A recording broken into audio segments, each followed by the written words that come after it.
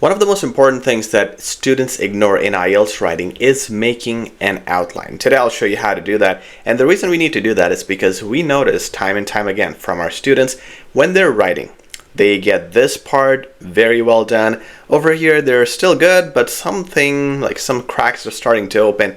Later on, it completely derails. The reason is when you are writing, you're writing in sequence bullet point 1, then 2, then 3. When you're approaching bullet points 2 and 3, you have already not read the question for quite some time, and now you're looking at the time, you're looking at your word limit, you are distracted and you forget what the actual question is. To remedy this, you just need to write an outline, and here is the simplest way to do it. And if you do it, you will remember exactly the points that you were supposed to write in the first place without being derailed later. Let's have a look at this question. It says you're arranging an event to support a charitable organization and you would like your friend to participate. Describe the event, explain the reason, and invite your friend.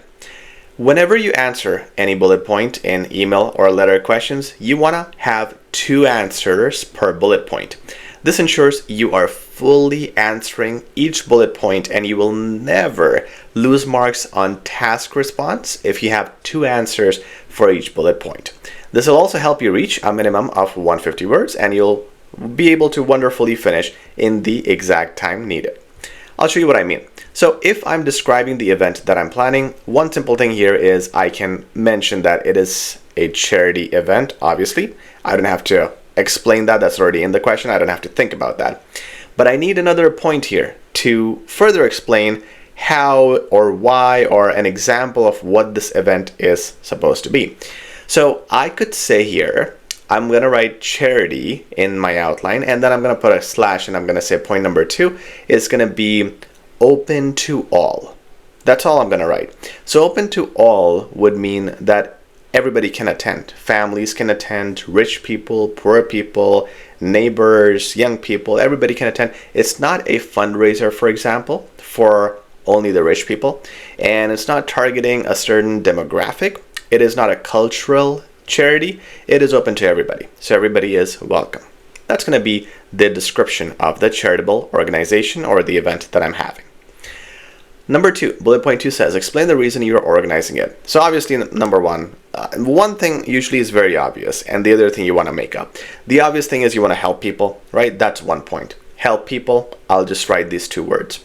Slash, point number 2 is going to be why help. So I could explain, it's very obvious why you have to help, but here you literally have to separate another point to really show the examiner that you have done 2 points. So I could mention here that our area is the one that is really behind other zones in our city, and we are about to approach poverty. So we need to be better and live up to a higher standard set by other neighborhoods. That's why I'm doing it. 2 reasons. So the second reason how I would write this whole thing in the outline is I would simply say neighborhood left behind. When I start writing and I look at that, that'll be enough for me to remember what my point is.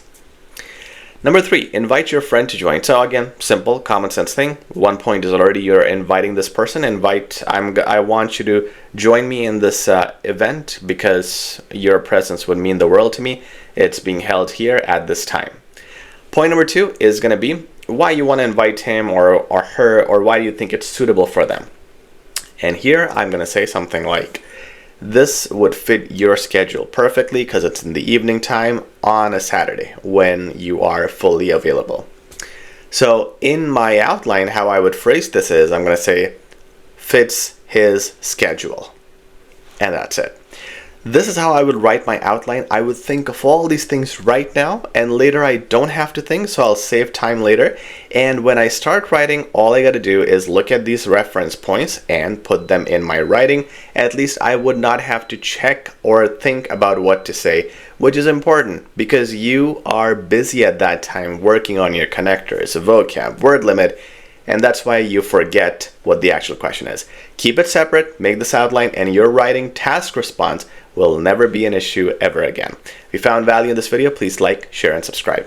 Thanks.